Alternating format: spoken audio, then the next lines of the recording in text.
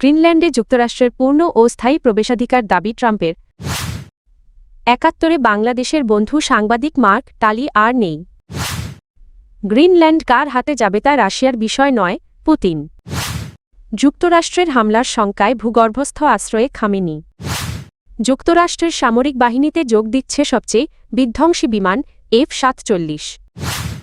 Greenland নিয়ে যুক্তরাষ্ট্রের সঙ্গে ন্যাটোর একটি নতুন কাঠামোগত সমঝোতা হয়েছে বলে দাবি করেছেন মার্কিন প্রেসিডেন্ট ডোনাল্ড ট্রাম্প। তার ভাষ্য অনুযায়ী এই সমঝোতার ফলে গ্রিনল্যান্ডে যুক্তরাষ্ট্রের জন্য পূর্ণ ও স্থায়ী প্রবেশাধিকার নিশ্চিত হয়েছে। তবে এ দাবিকে ঘিরে ন্যাটো, ইউরোপীয় ইউনিয়ন এবং ডেনমার্ক ও গ্রিনল্যান্ড কর্তৃপক্ষের মধ্যে স্পষ্ট বিভ্রান্তি ও উদ্বেগ দেখা দিয়েছে। বৃহস্পতিবার সুইজারল্যান্ডের দাভোসে বিশ্ব অর্থনৈতিক ফোরামে অংশগ্রহণ শেষে ফেরার পথে এয়ারফোর্স ওয়ানে সাংবাদিকদের ট্রাম্প বলেন, ন্যাটোর সঙ্গে এমন একটি কাঠামোয় সমঝোতা হয়েছে যা যুক্তরাষ্ট্রের জন্য আগের যে কোনো চুক্তির তুলনায় অনেক বেশি উদার। তিনি দাবি করেন, প্রবেশাধিকারের কোনো নির্দিষ্ট সময়সীমা নেই। এর আগে ফক্স বিজনেস নেটওয়ার্ককে দেওয়া এক সাক্ষাৎকারে ট্রাম্প বলেন, নতুন ব্যবস্থায় যুক্তরাষ্ট্র কার্যত গ্রিনল্যান্ডে সম্পূর্ণ প্রবেশাধিকার পাবে। ন্যাটো ও ডেনমার্কের ভিন্ন ব্যাখ্যা। তবে ট্রাম্পের এই দাবির বিষয়ে ন্যাটো ও ডেনমার্কের অবস্থান কিছুটা ভিন্ন। ন্যাটোর মহাসচিব মার্ক রুটে বলেন, আর্কটিক অঞ্চলে রাশিয়া ও চীনের তৎপরতা বিবেচনায় নিয়ে জোটের নিরাপত্তা জোরদার করার বিষয়ে আলোচনা হয়েছে। এ লক্ষ্যে ন্যাটোর সামরিক কমান্ডারদের প্রয়োজনীয় পরিকল্পনা তৈরির নির্দেশ দেওয়া হয়েছে। তিনি জানান, ২০২৬ সালের মধ্যে আর্কটিক নিরাপত্তা জোরদারে দৃশ্যমান অগ্রগতি প্রত্যাশা করা হচ্ছে। বিবিসির প্রখ্যাত সাংবাদিক ও ১৯৭১ সালের বাংলাদেশের মুক্তিযুদ্ধের একনিষ্ঠ বন্ধু মার্ক টালি আর নেই। রোববার আজ ভারতের দিল্লির একটি বেসরকারি হাসপাতালে তিনি শেষ নিঃশ্বাস ত্যাগ করেন। মৃত্যুকালে তাঁর বয়স হয়েছিল ৯০ বছর। মার্ক টালির মৃত্যুর খবরটি নিশ্চিত করেছেন তার সাবেক সহকর্মী ও বিশিষ্ট সাংবাদিক সতীশ জ্যাকব। বিবিসি ও তাদের প্রতিবেদনে এই তথ্য জানিয়েছে। ব্রিটিশ ভারতীয় এই সাংবাদিক মুক্তিযুদ্ধের সময় বিবিসি রেডিওর মাধ্যমে পাকিস্তানি বাহিনীর গণহত্যা, দমন, পীড়ন এবং বাঙালির দুর্দশার বাস্তব চিত্র বিশ্ববাসীর সামনে তুলে ধরেন। ৭১-এর উত্তাল দিনগুলোতে তাঁর প্রতিবেদন ছিল মুক্তিযুদ্ধের খবর জানার অন্যতম প্রধান ও বিশ্বাসযোগ্য উৎস। এ কারণে তিনি বাংলাদেশের মানুষের কাছে চিরকাল একজন অকৃত্রিম বন্ধু হিসেবে স্মরণীয় হয়ে থাকবেন। মার্ক টালি ১৯৩৫ সালের ২৪শে অক্টোবর কলকাতার টালিগঞ্জে জন্মগ্রহণ করেন। পেশাগত জীবনের বড় অংশ তিনি ভারতে কাটান। দীর্ঘ ২০ বছর নয়াদিল্লিতে বিবিসির দক্ষিণ এশিয়া বিষয়ক সংবাদদাতা হিসেবে দায়িত্ব পালন করেন।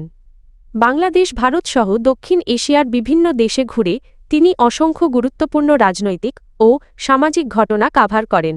১৯৭১ সালের এপ্রিলের শেষ সপ্তাহে মুক্তিযুদ্ধের খবর সংগ্রহ করতে তিনি তৎকালীন পূর্ব পাকিস্তানে আসেন। ওই সফরেই পাকিস্তানি সরকার প্রথম ও শেষবারের মতো দুজন বিদেশি সাংবাদিককে পূর্ব পাকিস্তানে প্রবেশের অনুমতি দিয়েছিল।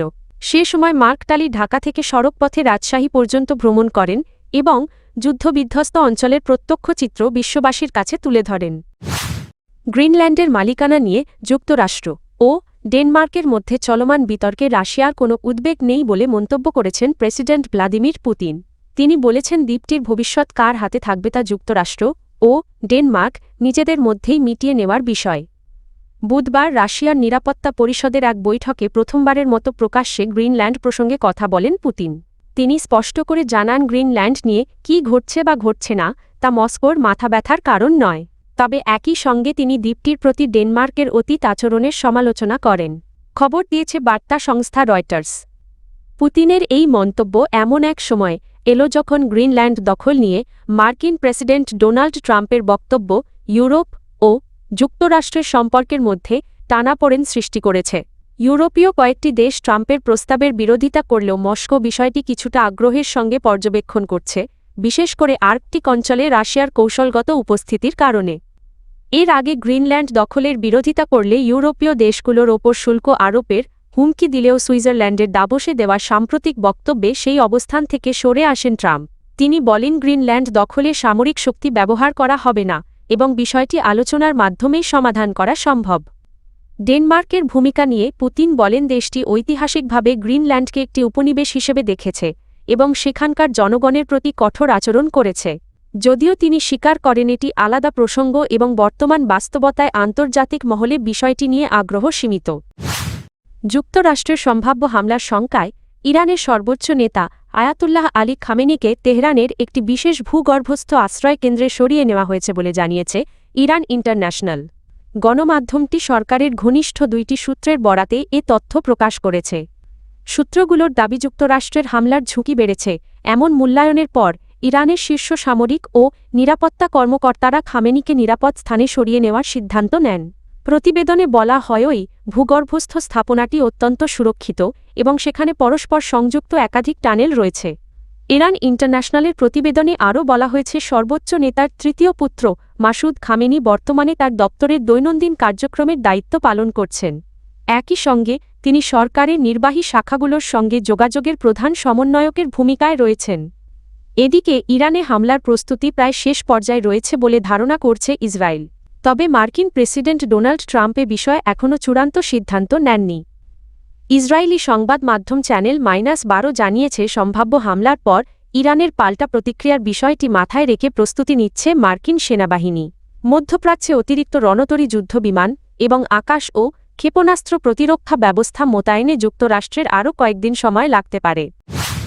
যুক্তরাষ্ট্রের সামরিক বাহিনীর ষষ্ঠ প্রজন্মের স্টেলথ ফাইটার জেট F-47কে এখন পর্যন্ত তৈরি হওয়া সবচেয়ে বিধ্বংসী যুদ্ধবিমান বলে মন্তব্য করেছেন মার্কিন প্রেসিডেন্ট ডোনাল্ড ট্রাম্প। বুধবার সুইজারল্যান্ডের দাভোসে বিশ্ব অর্থনৈতিক ফোরামের WEF বার্ষিক সম্মেলনে বক্তব্য দিতে গিয়ে তিনি এই মন্তব্য করেন।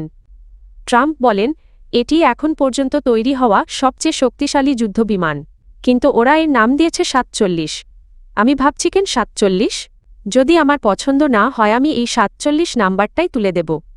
তার এই বক্তব্য সামরিক ও প্রতিরক্ষা বিশ্লেষকদের মধ্যে নতুন করে আলোচনা তৈরি করেছে, বিশেষ করে যুদ্ধবিমানের নামকরণে রাজনৈতিক ইঙ্গিত রয়েছে কি না তা নিয়ে। F-47 ফাইটার জেটের উল্লেখযোগ্য বৈশিষ্ট্য: ষষ্ঠ প্রজন্মের স্টেলথ প্রযুক্তি।